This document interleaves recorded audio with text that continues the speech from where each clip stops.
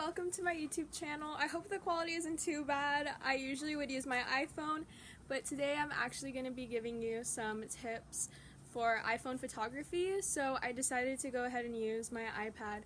So I really hope the quality isn't too bad. So like I said, I'm going to be teaching you guys some iPhone photography tips. These are just some that I kind of have picked up. I haven't really done like a whole lot of research. These are just ones that I feel like help me a lot with my photos. So I hope that this will help you guys to improve your iPhone photography and maybe learn something new. So let's go ahead and get started with it. So the first tip that I would really have for you is to turn on the grid feature if you don't already use that. The grid feature is under the settings in your iPhone. It will help you to use like the rule of thirds and kind of be able to center your objects more. So I really recommend turning that feature on if you don't already have it on, because it really does help you to have a lot better photos. Next tip, this is kind of if your object isn't in motion or anything like that, is to use the lock feature. Basically, if you are taking a photo and you're trying to keep the focus without it like redoing the focus and like auto adjusting every time, if you hold down the screen, you can activate the lock feature on your phone, which will keep the focus set on whatever your subject is. It's a really nice feature if you're taking pictures of something and you don't want the, like I said again, the auto adjust to keep changing and messing up your photos. Buying iPhone accessories can really help with your photography as well. Personally, I don't have them with me just because I'm at home right now and I left them at my apartment.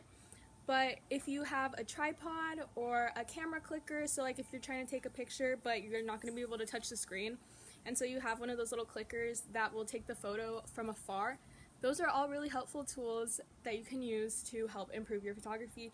Obviously the tripod will keep your phone stable, so that way you don't have a shaky image or anything. If you haven't tried HDR before, I highly recommend at least experimenting with it. So the HDR feature on your phone can help really bring out colors a lot. That's what I've noticed whenever I use it, is that honestly my pictures go from just a normal kind of like sometimes washed out to HDR really bringing out the saturation.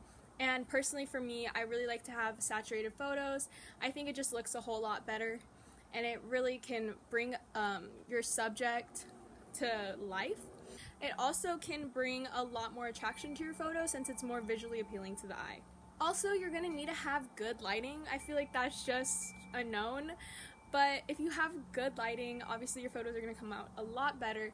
If it's super dark, you're not really going to be able to see a lot, and flash photography just does not have the same effect as photography with good lighting, so having a good light source will definitely help to get better photos.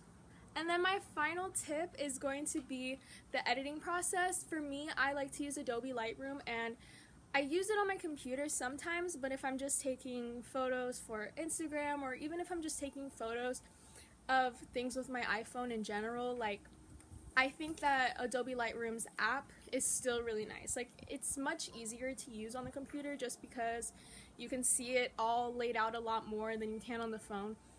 But I really like their app. It's still very easy to use and it doesn't take a lot to get to learn how to use it, in my opinion. I feel like if you're watching just a few YouTube videos on Lightroom or even just messing around with it, you really do learn the tips and tricks on how to use it pretty fast. So those are a few of my tips for iPhone photography. I really hope that this could help you guys and that you maybe learn something new. So if you want to learn more, go ahead and follow up with my blog, because I will be talking more about photography and all of the stuff like that.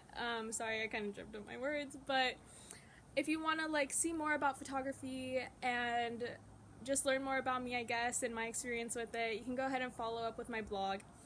You can also go ahead and subscribe to my YouTube channel.